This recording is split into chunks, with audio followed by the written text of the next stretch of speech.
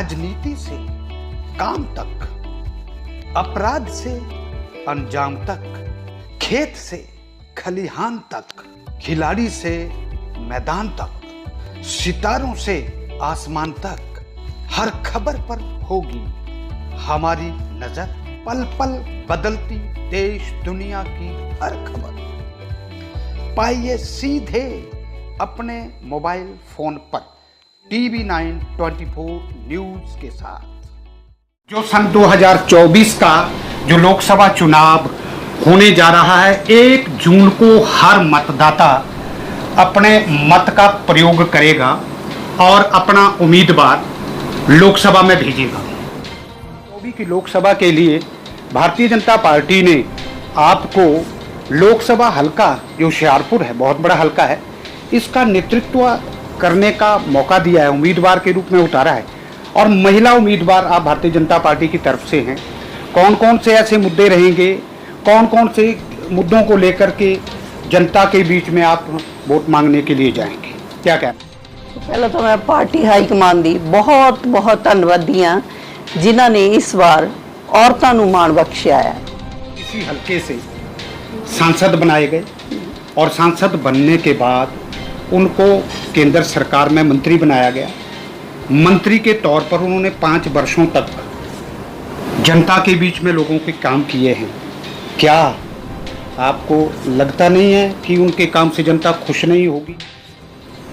नहीं, उन्हों के काम नाल जनता बहुत खुश है। तुसी भी हल्के दे विच रहंदे हो। उन्हों का एक अपना काम करन दा तरीका सी और उन्होंने बहुत ज़्यादा डेवलपमेंट कराई है। बताना चाहूँगा, अनीता सोम प्रकाश केंद्रीय राज्य मंत्री सोम प्रकाश कैंथ जी की धर्मपत्नी है।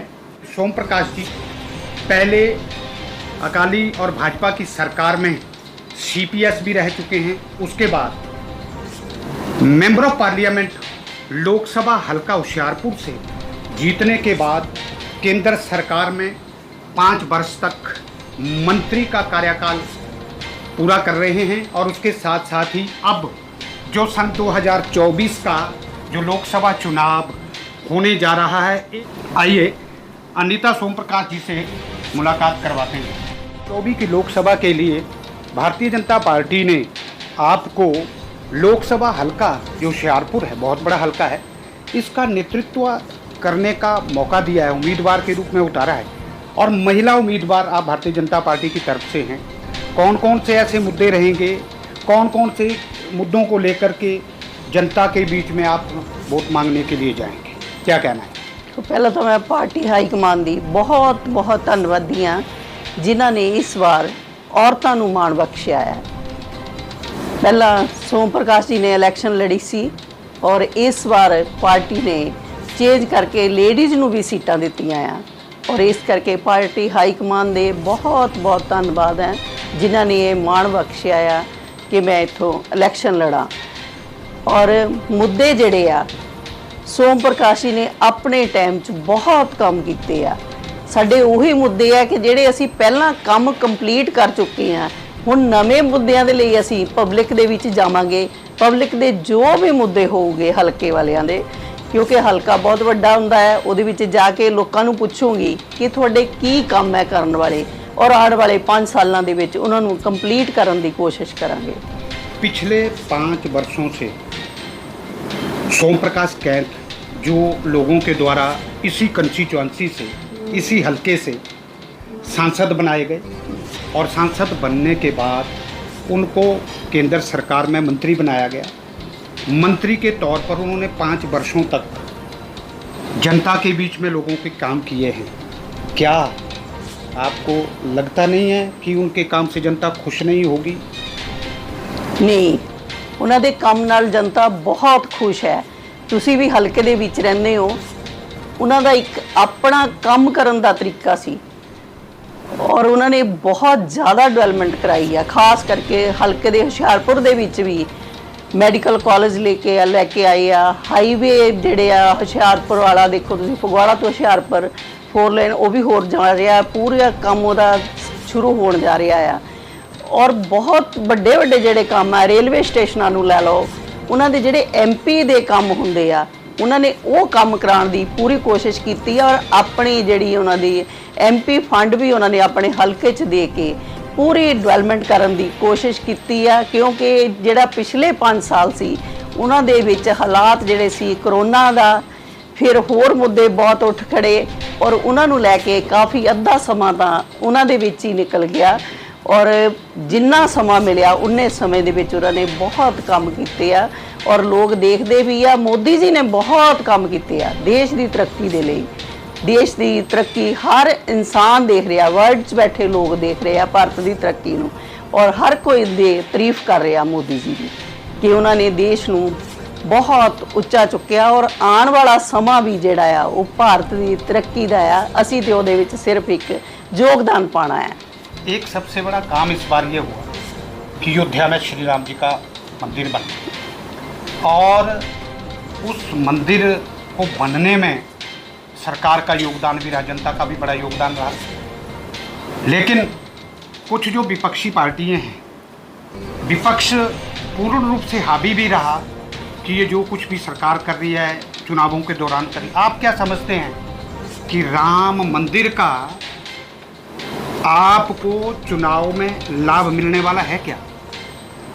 देखो, जो मंदिर है धार्मिक स्थान है, ਭਾਰਤੀ ਜਨਤਾ ਪਾਰਟੀ ਕਿਸਮਤ ਵਾਲੀ ਹੈ ਕਿ ਉਹਨਾਂ ਦੇ ਟਾਈਮ ਦੇ ਵਿੱਚ ਇਹ ਮੰਦਿਰ ਬਣਿਆ।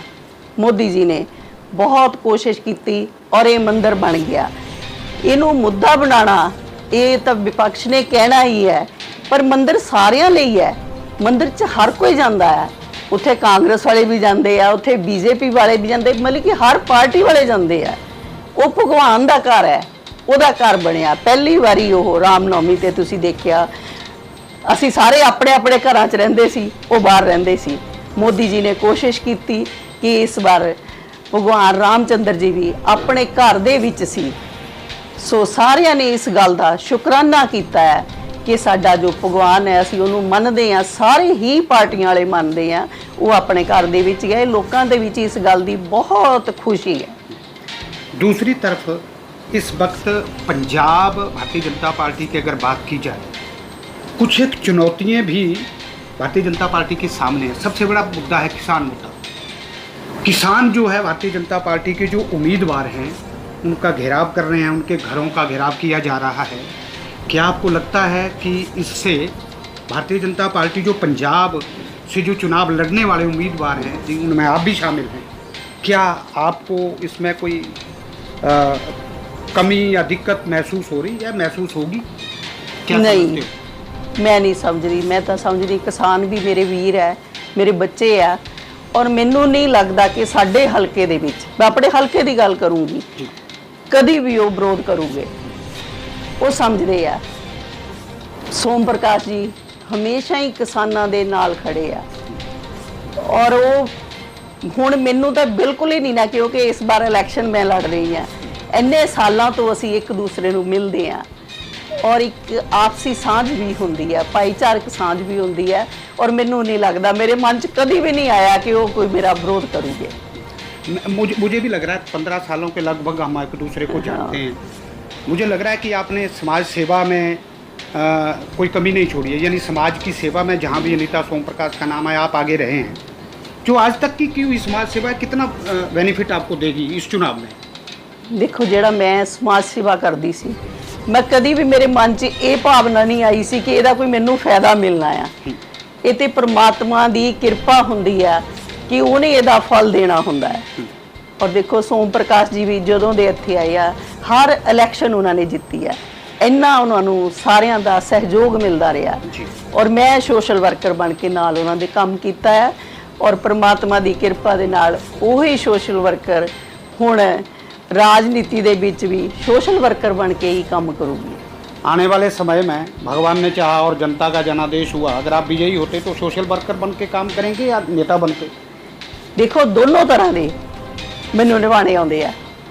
सोशल वर्क मैं अपना कदी छड्ड नहीं सकती और जो जिहड़े राजनीतिक काम होगे परमात्मा ने मौका दिता तो वो तो करने ही करने हैं, क्योंकि वो तो भारतीय जनता पार्टी के जो असूल है, जो काम करन दा उन्हां दा तरीका है, वो काम तो जो पब्लिक के मुद्दे आ जिहड़े ਉਹ ਤੇ ਪਹਿਲ ਦੇ ਆਧਾਰ ਤੇ ਕਰਨੇ ਪਊਗੇ। ਉਹਦੇ ਨਾਲ ਨਾਲ ਮੇਰਾ सोशल वर्क भी इदा ही चलूगा। दूसरी तरफ एक आप की ही पार्टी में कुछ ऐसा देखने में आ रहा है और लग रहा है कि कहीं हो ना हो कि काफ़ी पुरानी बात चल रही है और आज भी सामने नज़र भी आ रही है कि कहीं ना कहीं आपकी पार्टी के लोग कुछ विरोध भी कर रहे हैं। क्या लगता है आपको कि अगर ऐसे विरोधाभास का जो ये सिस्टम चलता रहा तो क्या आपके चुनाव में वो चुनौती ना बनेगा क्या? नहीं, मैनू कभी भी नहीं लग्या, मेरा विश्वास कभी भी नहीं डोलता है कि कोई मेरा विरोध नहीं करता है। कुछ नहीं है, पार्टियां दे विच ये गल्लां चलदियां रहिंदियां हैं और अपने आप ठीक भी हो जांदियां हैं। बहुत सीनियर नेता हुंदे आ, उन्हां बारे मैं कभी भी कुछ नहीं बोलदी है और बल्कि असीं किसी पार्टी दे लई भी कुछ नहीं बोलते। सिर्फ अपने काम और कीते काम ते आउण वाले जो समय विच काम करने आ उन्हां नूं ही मुख रखीदा है और अपने कंमां दे विच ही रुझान रखीदा है और कोई भी किसी के खिलाफ बोलने दे असीं हक च नहीं होंदे।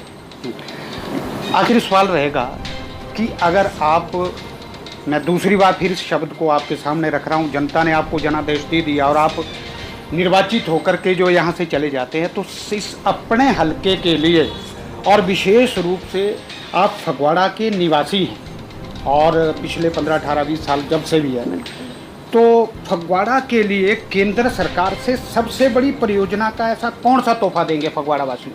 देखो, मैं असी हर इलैक्शन लड़न वेले मैं जदों भी किते जाके बोलदी हाँ, मैं इक्को ही कहंदी हाँ कि असी वादे नहीं करते, काम करते हैं। और मोदी जी की टीम ही इदां दी हुंदी है कि वो काम करती है, वादे नहीं करती। वादे तो कभी पूरे ही नहीं होंगे और लोगों च निराशा पैदा होंदी है। और मेरे तो अपने मन दे विच ही बहुत वादे होंदे आ जिहदे मैं पूरे करने होंदे आ, वो मैं पूरे करन दी कोशिश करूँगी क्योंकि पब्लिक मेरे नाल है, वोटर मेरे नाल है, उन्हां दा आशीर्वाद मेरे नाल है।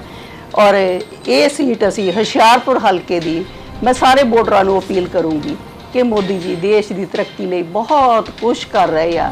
आओ रल के आपां भी देश की तरक्की दे विच औरतां खास करके मैं अपनियां भैणां नूं अपील करूँगी कि ये तुहानूं मौका मिलिया इस वारी MP बनन दा और तुसीं वध चढ़ के वोटां पाणियां है और असी देश की तरक्की दे विच योगदान पाना है ताकि जदों देश की तरक्की का ना कोई गल करे कि भारत की तरक्की हो रही है तो विच नाल हुशियारपुर हल्के की गल भी होवे कि हुशियारपुर हल्के का योगदान भी इहदे विच है।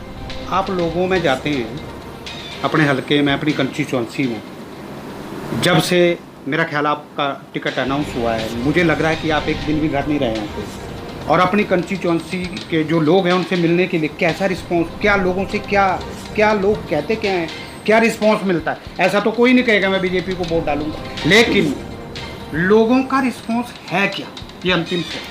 देखो, ये तुसी फगवाड़े विच रहंदे हो, तुसी जाके पब्लिक से जरूर सवाल करियो, लोगों दे विच बहुत उत्साह है वोट पाउण दा मोदी जी नूं और वो ये उत्साह ऐदा ही बनिया रहना है क्योंकि ये भारत की गल है, भारतीय जनता पार्टी की गल है। और सोम प्रकाश जी के फगवाड़े विच खास करके मैं कहूँगी कि इत्थे तो उन्होंने बहुत कुछ किया क्योंकि इत्थे उन्होंने वध समा कढ़िया, 2 बार MLA भी रहे आ, MLA रह के उन्होंने बहुत ज़्यादा डेवलपमेंट की है। इस करके रहायश साडी जिहड़ी फगवाड़े च सी, फगवाड़े दे नाल एक वखरा ही लगाव है और ये फगवाड़े की पब्लिक तुहानूं रिजल्ट वाले दिन दसूगी कि फगवाड़े का रिजल्ट की आंदा है और हुशियारपुर हल्का जिहड़ा आ बहुत प्यार दे रहा, मैनूं बहुत आशीर्वाद दे रहा है और मैनूं पूरी आस है कि वो सारे जिहड़े देश की तरक्की दे लई मोदी जी दे नाल खड़े होके ये सीट जरूर असी मोदी जी की झोली विच पावांगे जीत के। तो ये थे हमारे साथ अनीता सोम प्रकाश जो भारतीय जनता पार्टी के लोकसभा हल्का होशियारपुर से उम्मीदवार थे। उनका बिल्कुल साफ कहना है कि वो वायदा नहीं करते, काम करते हैं और काम की नीयत और सरकार की नीति यानी पार्टी की नीति की हैसियत से वो हमेशा ही जनता जनार्दन अगर उनको आशीर्वाद देती है, फिर से जो है इनको इस बार पहले इनके पति केंद्रीय मंत्री और अब इनको उम्मीदवार बनाया है भारतीय जनता पार्टी ने, अगर आशीर्वाद दे करके लोकसभा में भेजते हैं तो इनका बिल्कुल साफ कहना है कि वो विकास में ना पहले कमी रखी है ना आने वाले समय में रखी जाएगी। अनीता सोम प्रकाश जी आपको बहुत बहुत नमस्कार। नमस्कार जी।